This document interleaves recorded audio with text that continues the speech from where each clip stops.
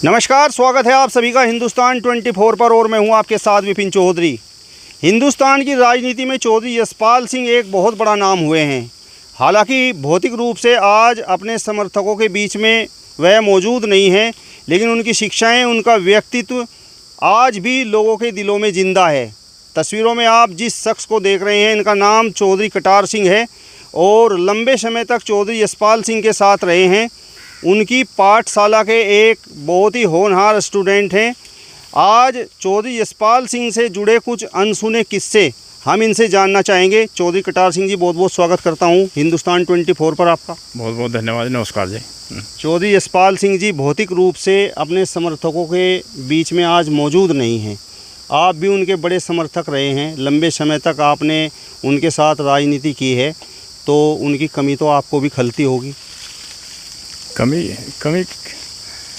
तो उनकी मतलब काफ़ी वो ऐसे आदमी थे, कहना मुश्किल है। कमी तो खलती है, मन बहुत भारी होता है। मन इतना भारी होता है कभी कभार उनकी, जब उनकी एक्टिविटी वो देखते याद आती है तो आदमी, मैं तो मतलब मुझे तो महसूस होता है, बहुत ज़्यादा महसूस होता है। वो एक ऐसी शख्सियत थी, अपने आदमी को बहुत प्यार करते थे। कभी भी वो हमेशा ये नहीं चाहते थे कि मेरा आदमी किसी के सामने झुके। सबसे बड़ी बात तो ये थी। कई बार मैं ऐसा महसूस किया कि कहीं भी हम स्टेज पे गए तो हमें अपने साथ रखते थे। स्टेज पे कितना बड़ा मंच हो, बोला मेरे साथ रहना। अगर मैं कभी टाइम को देख कर कभी ये भी कह दिया, मैं कहा बाबूजी टाइम कम है, बोला क्यों, टाइम क्यों कम है, आप बोलो।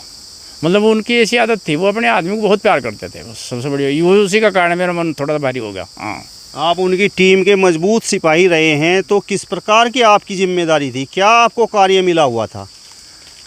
जिम्मेदारी क्या, असली पूछे राजनीतिक आदमी के पास लोग बाग आते हैं, अपने काम के लिए आते हैं।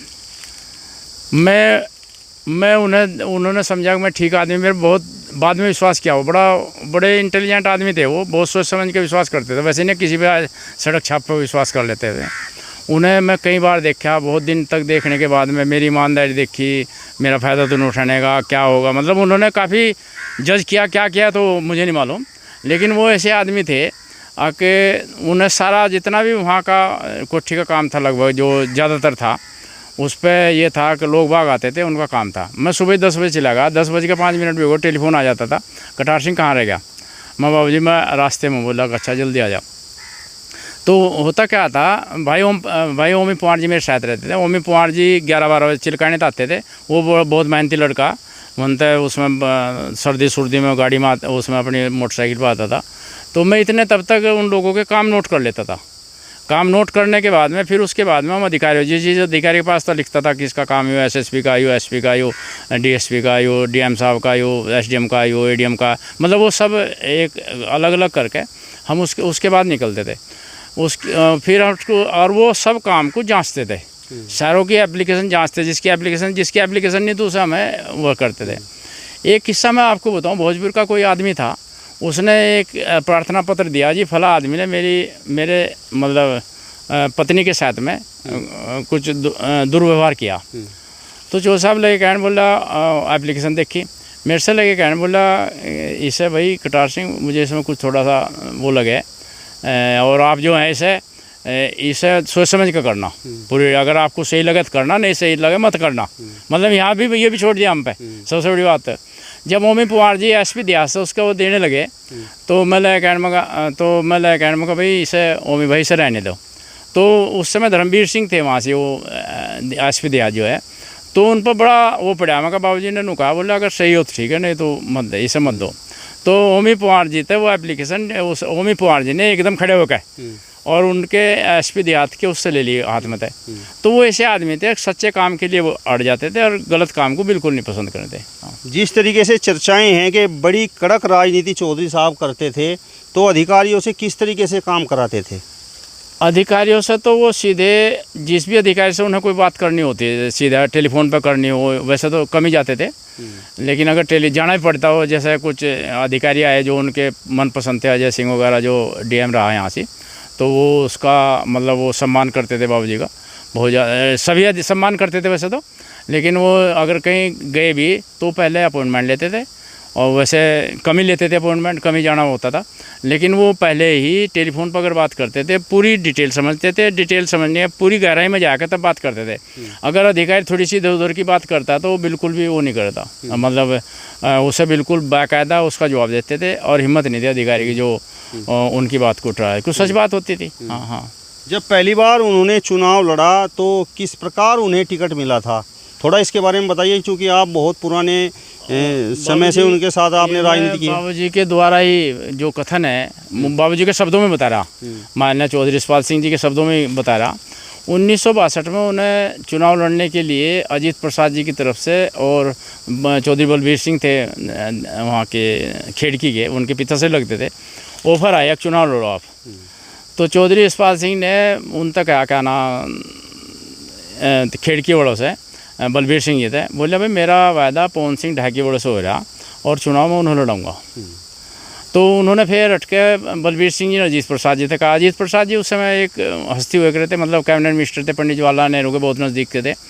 तो उन्होंने कहा अजीत प्रसाद जी से, बोला ऐसे बात कह रहे चौधरी साहब, बोले भाई अगर यशपाल सिंह चौधरी चुनाव लड़ता है तो टिकट पक्का, और अगर नहीं लड़ते तो मैं फिर देखूँगा। तो यही बात जो है उन्होंने चौधरी यशपाल सिंह से कही एंड के बलबीर सिंह जी ने। बलबीर सिंह ने यही पता लग गया फिर पवन सिंह जी को, चौधरी पवन सिंह, हालांकि नाम लेना मेरा अच्छा लगता, मेरे बुजुर्ग हैं मैं, उन्हें सरदे पवन सिंह जी तक बात कही। तो पवन सिंह जी ने जो बात की उन्होंने कहा, बोला जी मैं आपको विड्रा करता हूँ, मैं आपको ऑथराइज करता हूँ कि आप चुनाव आप लड़ो जी, वो कह रहे। तो उस आधार पर जब पवन सिंह जी ने कहा तभी वो चुनाव लड़े, नहीं चुनाव लड़े। हाँ।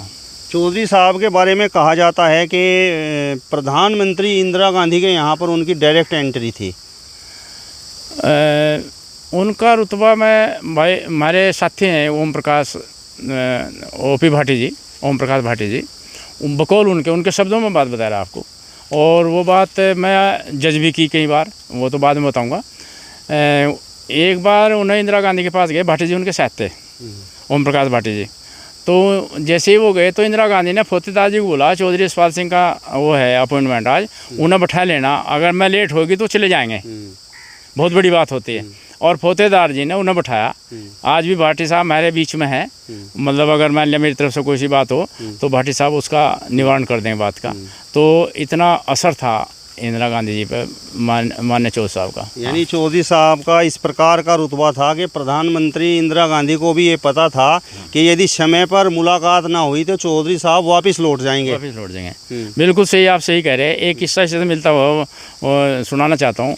अरुण नेहरू जो हैं मिनिस्टर हो गए, कैबिनेट मिनिस्टर, तो वो जब भी जाते थे कोई काम लेके गए चौधरी साहब पे, चौधरी साहब ये सन 80 के बाद की बात है, जब ये मिनिस्टर 3-4 पोर्टफोलियो रहे चौधरी साहब पे, उसमें यहाँ उत्तर प्रदेश में, तो कोई काम था तो काम लेके गए, तो उसमें उसने लगा, तो चौधरी साहब ने उसे अवॉइड कर दिया काम। तो किसी ने कहा, बोला जी आप अरुण नेहरू के पास ही नहीं जाते। उसने कहा, बोला मेरा क्या काम पड़ा अरुण नेहरू तो भाई। ये चौधरी साहब के बयान थे। अच्छा। ये चौधरी साहब के बयान हमारे सामने है। ये हम बात करते थे ना, हम जब बात करते तो हम बात हो जाती कभी, तो अरुण नेहरू के बारे में कहते, बोला ऐसे ऐसे, वो बताते थे दूसरे तरीके से बात, मैं तो सीधी बात बता रहा। तो उन्होंने कहा अरुण नेहरू का, उन्होंने कोई से बात थे तो प्रोग्राम लिया अरुण नेहरू पे, तो अरुण नेहरू जी उन्हें जो है वो करना चाह रहे थे डिमोलाइज। कोई समय था उनका 1:15 पर कुछ ऐसा था, जब 1:15 पर 5 मिनट वो नहीं आए अंदर, तो चौधरी साहब उस पर चले गए। वो तो अरुण नेहरू तो अपने वो दिखाना चाह रहा था ना, तो उठ के चले गए अरुण नेहरू जी। इंदिरा गांधी ने ही कहा था, हाँ उसे जो भाटी साहब का कहना जो है वो उन्हें उससे ही कहा था, इंदिरा गांधी ने कहा था अरुण जी से, तो इस तरह की बात थी। तो हुआ क्या, चले गए, तो जो वो चले गए तो टेलीफोन आया अरुण नेहरू जी का, अब जो तो चले गए, आप कहाँ हो? बोले भाई मैं आपने जो टाइम दिया था मैं आपका टाइम पूरा करके चले आया, मैं आपका टाइम क्यों बर्बाद करूँ? आगे जो मेरा जो समय था वो तो ख़त्म हो गया, अब आगे आपके अपॉइंटमेंट थे। तो चौधरी साहब इतने कड़ाकर, इतने अपने विचारों के सही थे, ऐसा मुश्किल आदमी मिलता है। मैं शायद सही शब्दों में ना कह सका, लेकिन अरुण नेहरू पर इतना असर पड़ा, उसके बाद में जब भी मैं जाते थे खड़ा होकर स्वागत करते थे, इतना असर पड़ा। फिर जिस समय चौधरी साहब का राजनीति में सितारा बुलंद था, चर्चाएं ये हैं कि मुख्यमंत्री के साथ भी उनका 36 का आंकड़ा रहा। वो दबते तो थे नहीं किसी थे, और उनकी सबसे बड़ी तारीफ थी, तब दबना तो उन्हें सीखा ही नहीं था कभी। उनके ऐसा हुआ कि वीपी सिंह जी थे चीफ मिनिस्टर, तो उनके साथ उनकी गड़बड़ होगी, आपस में तालमेल नहीं रह पाया, तो उन्होंने इस्तीफा दे दिया। हालांकि इंदिरा गांधी जी ने मना करी, तो बाद में मिनिस्टर भी हो गए, वो हट गए। जब वो इस्तीफा दिया उन्हें वीपी सिंह जी ने, तो बाद में फिर मिनिस्टर भी हो गए, फिर हट के दोबारा में दूसरे उसमें। तो वो ऐसे आदमी थे उस चीज़ का। अच्छा, उनकी सबसे बड़ी बात है, उन्होंने गाड़ी वहीं छोड़ दी। जैसे इस्तीफा दिया, लिखा और लिखा लेटर उससे दे दिया अपने, उससे बोला भाई ऐसे गाड़ी को ले जाओ। अब मैं अपने उससे जो पीए था, मेरे ख्याल में नाम आ जाएगा मेरे याद, वो पीए था उसका, तो उससे गाड़ी दे दी। बोला भाई आप जो मेरी ड्यूटी, मैं अब मिनिस्टर नहीं हूँ, मैं इस्तीफा दे चुका। और वहीं से अपनी गाड़ी बुलाया गया, और मेरे ख्याल में गाजियाबाद या कहीं होंगे उस समय मेरे ख्याल में, और अपनी गाड़ी में आ गए, सहारनपुर आ गए। ऐसे आदमी थे। मैं राजनीति के साथ साथ उनके चरित्र और उनके सफ़ेद चिट्टे कपड़ों को लेकर भी चर्चाएं होती हैं, और चर्चाएं ये होती हैं कि जिस समय चौधरी साहब लखनऊ या दिल्ली जाते थे, तो वहाँ पर चौधरी साहब को देखने के लिए वहाँ पर जो है जो एमपी और एमएलए होते थे वो खड़े हो जाते थे। देखो, उनका चरित्र और उनकी आवाज़, जो ओज था, वो तो स्वाभाविक आदमी कोई प्रभावित हो जाए। मैं तो एमएलए एमपी थे, वो कौन सा वो थोड़े थे भगवान के वो थे, वो एमएलए एमपी तो पब्लिक ने बनाए दिए, वो साधारण आदमी थे, कोई ज़्यादा थे नहीं। लेकिन चौधरी यशपाल सिंह एमएलए एमपी जरूर थे, लेकिन उनमें कुदरत की दी हुई कुछ देन थी। अब वो क्या करते, वो था जैसा वो ये कहते थे, मतलब जो हमें पता उनका लगा, जो हमें मतलब वो किया, हम बड़े चूजी आदमी, वैसे भी हम बड़ा डिटेल में जाते हैं, आदमी को वैसे नहीं करते, हम थोड़ा सा फ़र्क लगता है एकदम वो देखते हैं। चौधरी यशपाल सिंह 1000 आदमियों में सोने वाले थे, 1000 आदमियों में खाने वाले थे, और 1000 आदमियों में बात करने वाले थे। इसका मतलब 1000 आदमियों में सोने वाले, चाल चलन के बहुत मजबूत थे, चरित्र बहुत ऊँचा था। 1000 आदमियों में खाने वाले, इसका मतलब वो साग भज्जी खाने वाले थे, मतलब वैसे तो मतलब शाकाहारी थे। और 1000 आदमियों में मतलब बात कहने वाले, इसके बाद इसका मतलब अपनी बात बिल्कुल साफ करके कड़क करते थे, किसी का फेवर नहीं करते थे, जिसकी जैसी बात उसकी वैसी करते थे। तो उनकी तारीफ थी, ये तो स्वाभाविक है कि उनका सम्मान क्यों नहीं होगा जिस आदमी में इतनी तारीफ हो, ये जो जिनमें इतनी वो होती है। हाँ, क्या वर्तमान दौर में कोई ऐसा नेता है जिसकी राजनीति चौधरी यशपाल सिंह जी जैसी हो, उनके समकक्ष कोई खड़ा दिखाई देता है? देखो जी, 2 चीज़ होती है, आदमी एमएलए एमपी कोई भी हो जाए, यहाँ एमएलए एमपी बहुत हो गए, मैं मानता हूँ, लेकिन एमएलए एमपी ही है, मैं साधारण आदमी है, मेरी अपनी व्यक्तिगत राय है, मैं उन तक वो नहीं करता, मतलब भाई एमएलए एमपी हो गए। एमएलए एमपी तो हमारे पे इतना वो रहा, पायलट साहब के साथ रहते हो, आके जिससे भी कह दिया मतलब अधिकारिता है उसकी वो नहीं हुई राजस्थान में, और यहाँ जैसा हुआ। लेकिन हम लीडर तो नहीं हुए, ऐसे ही में लीडर नहीं है। चौधरी यशपाल सिंह यहाँ तो लीडर ही 2 हुए, चौधरी यशपाल सिंह और उनका कुछ थोड़ा बहुत, उस तो 19 ही थे, रशीद मसूद जी, जो बात सही है। अन्य लीडर तो एमएलए एमपी सब हो गए, लेकिन लीडर कोई नहीं है। हाँ, एक बात मैं थोड़ा सा कह सकता हूँ, आगे दोनों भाई ठीक चल रहे जा, मेरी अपनी जो मेरी राजनीतिक सोच है, इनके विरोध चाहे कुछ ही को, बात दूसरी है कि भाई ये ऐसे नहीं, ऐसे नहीं, ऐसे, लेकिन दोनों भाई की पकड़ अच्छी है, और दोनों भाइयों का मतलब जो भी प्रोग्राम करे, प्रोग्राम से पता लगता है राजनीतिक आदमी का।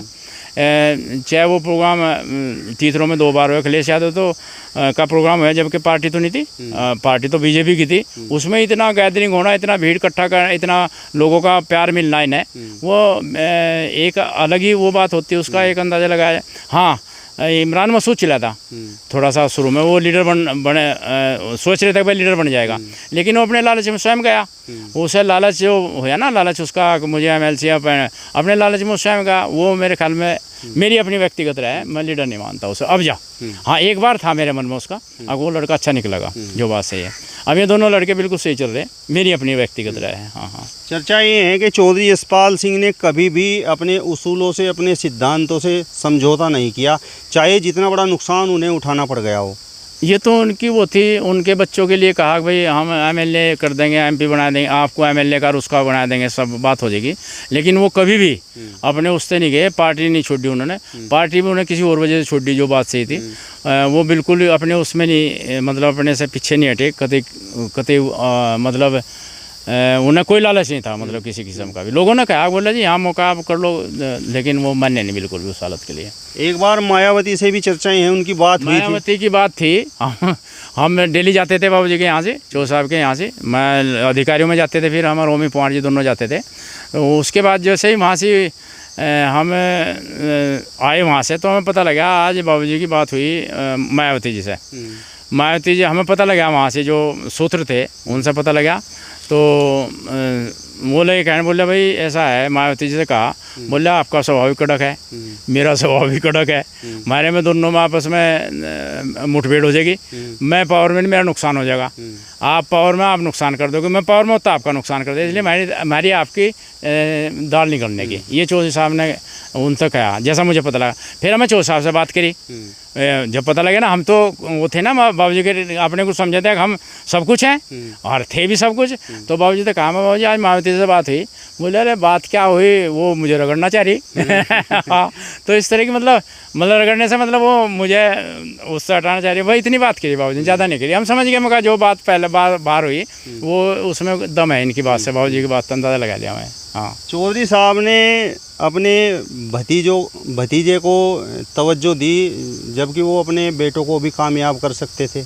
लगातार डॉक्टर सुशील चौधरी को उन्होंने चुनाव लड़ाया।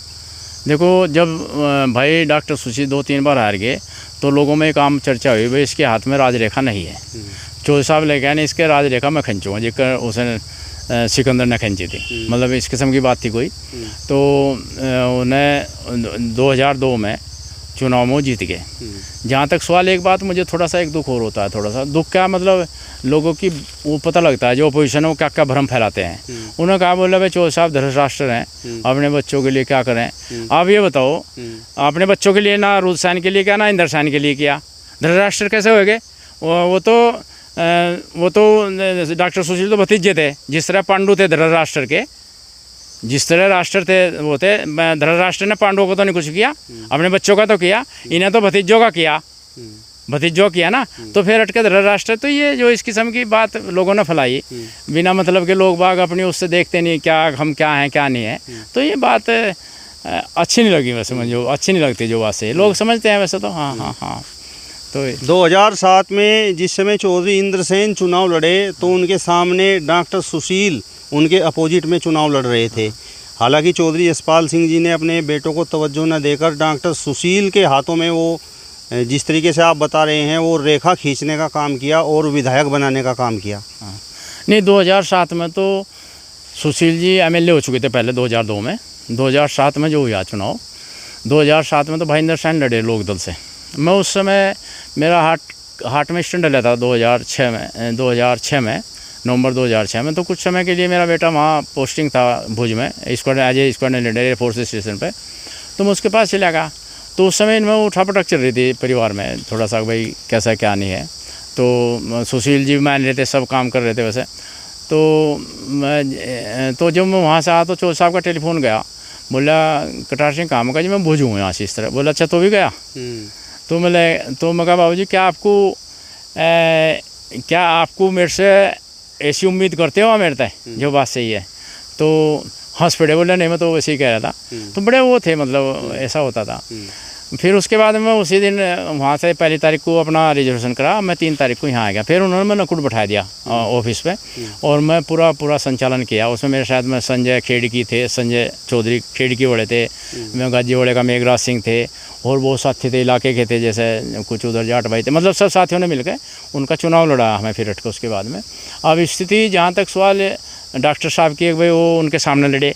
डॉक्टर साहब अपने में, मुझे ऐसा लगा डॉक्टर साहब का, अब डॉक्टर साहब परिवार से मजबूर हो गए। डॉक्टर साहब ऐसा आदमी नहीं, मेरी व्यक्तिगत जो राय है, डॉक्टर साहब ऐसे आदमी नहीं मुझे लगते, लेकिन वो अपने परिवार से मजबूर हो गए और उन्हें मजबूर होकर चुनाव लड़ना पड़ा, और जो है। और फिर उसके बाद तो होता है, जब 4 भाई नो कहते हैं, परिवार कहे भाई तो हमें छाँट लो, तो बात तो कुछ ना कुछ बात जरूर हुई इनकी, जो डॉक्टर सुशील ने चुनाव लड़ना पड़ा। राजनीति में चौधरी साहब का बड़ा नाम हुआ, लेकिन चर्चाएं ये भी हैं कि राजनीति में इतना बड़ा नाम होने के बावजूद अपने बेटों को वो कामयाब नहीं कर पाए। अभी भी उनके लड़के लगातार प्रयास कर रहे हैं, लेकिन हर बार उन्हें हार का मुंह देखना पड़ रहा है। देखो, ये तो ये तो भाग्य की उसकी बात भी हो सकती है, मैं नहीं कह रहा, लेकिन उनकी मेहनत में कोई कमी नहीं दोनों भाइयों की। वो हमारे से छोटे हैं, हम उनसे बहुत प्यार करते हैं,